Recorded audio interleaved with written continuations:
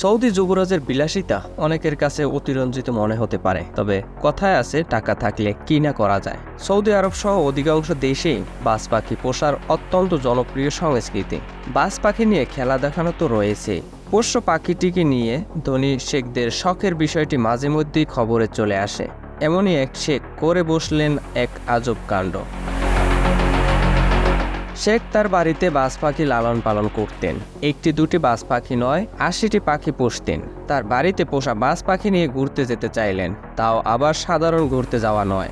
শেখ ইচ্ছা করলেন বিদেশে ঘুরতে যাবেন, তাই যেমন ইচ্ছা তেমন কাজ, কিনে ফেললেন বিমানের টিকিট। এরকমই এক ছবি ভাইরাল হয়েছে সোশ্যাল মিডিয়ায়, তবে এসব ছবি বেশ পুরনো বলেও জানা গেছে।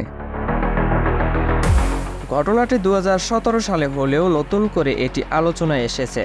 সৌদির এক যুবরাজ তার ৮০টি বাজ পাখির জন্য ৮০টি বিমানের টিকিট কিনেছিলেন, এমনই একটি ছবি সামাজিক যোগাযোগ মাধ্যমে দেখা যায়।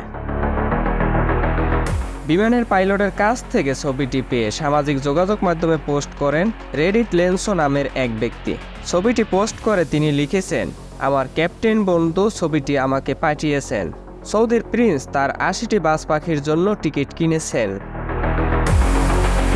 বিস্ময়কর ঘটনাটি ২০১৭ সালে ঘটেছিল বলেও সিএন ট্রাভেলের এক প্রতিবেদনে বলা হয়েছে। পাখিগুলো যাতে আরামে এবং নিরাপদে বিদেশে ভ্রমণ করতে পারে সেজন্য বিমানের ৮০টি টিকিট সংরক্ষণ করেছিলেন সৌদির ওই রাজপুত্র। পুরো এই ছবিতে দেখা গেছে বাজ পাখিগুলো বিমানের সিটে বসে আছে, প্রত্যেকেরই মাথায় হুড এবং পায়ে আংটি পরানো।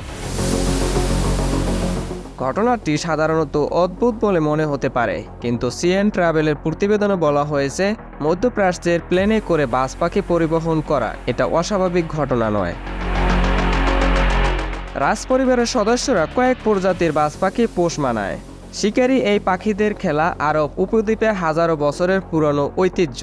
খেলা এতই জনপ্রিয় এবং মূল্যবান যে বাজ পাখিদের নিজস্ব পাসপোর্টও থাকে, ফলে মালিকদের সঙ্গে বাজ পাখিগুলোর সীমান্ত অতিক্রম করতে পারে।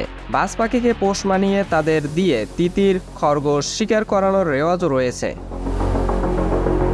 কাতার এয়ারলাইন্সের গ্রাহক পূর্তি সর্বোচ্চ ৬টি বাজ পাখি নেওয়ার অনুমতি আছে।